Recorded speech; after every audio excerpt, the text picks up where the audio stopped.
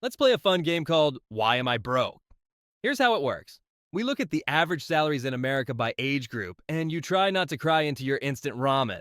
Sound good? Great. Because according to the latest data from the US Bureau of Labor Statistics, the median full time worker in the US makes about $1,192 per week, or $62,000 a year. And if that number just made you spit out your coffee, don't worry, you're not alone. Half of the country is making less than that. So today we're diving into the depressing, infuriating, and occasionally hilarious reality of what people actually earn at every stage of life, and why the system is basically rigged against you. Let's rip off the band-aid and talk about what people actually earn at every age. According to the latest data from the US Bureau of Labor Statistics, if you're between 16 and 19 years old, you're likely making about $679 per week, or roughly $35,000 a year. That's right, you're earning just enough to maybe afford a used scooter and half of a studio apartment, assuming you're willing to share it with 3 roommates and what might be a haunted couch. When you hit your early 20s, that's ages 20 to 24, things improve slightly to about $784 per week, or $41,000 annually. But let's be honest, that's still firmly in I hope nothing breaks this month territory. Your biggest financial accomplishment at this stage is successfully pretending you can afford to go out for drinks with coworkers. The real kicker comes in your supposed peak earning years between ages 35 and 44, when the median salary reaches $1,356 per week, or about $71,000 a year. Sounds impressive until you realize this is also when life hits you with a mortgage, daycare costs, and the crushing realization that your dream of owning a home might involve moving to a town where the main attraction is a single Walmart.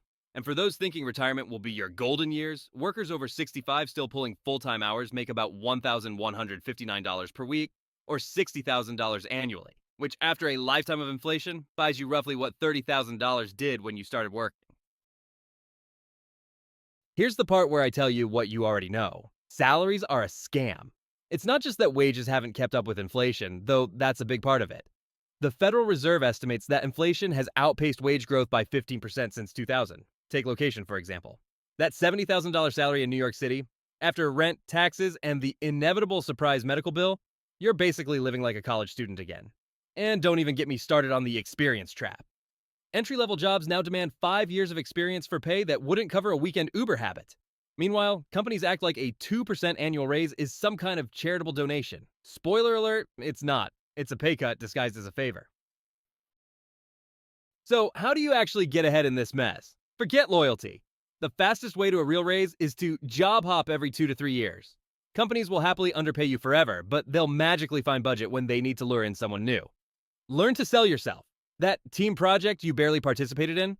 Call it cross-functional leadership initiative on your resume. Boom, instant promotion material. Finally, start a side hustle, not the sell handmade candles on Etsy kind, unless you enjoy making $3 an hour. Monetize skills you already have, editing, writing, Excel, that kind of thing. Here's the truth no one wants to admit. High earners don't get rich from salaries. They get rich because they invest early. $300 per month in an index fund at age 25 will be $1 million by age 65 at an average return of 7% per annum. They get smart on tax, such as via Roth IRAs, HSAs, LLCs, negative gearing, etc. They own assets that appreciate over time. Real estate, stocks, anything that isn't a depreciating car. So here's your takeaway.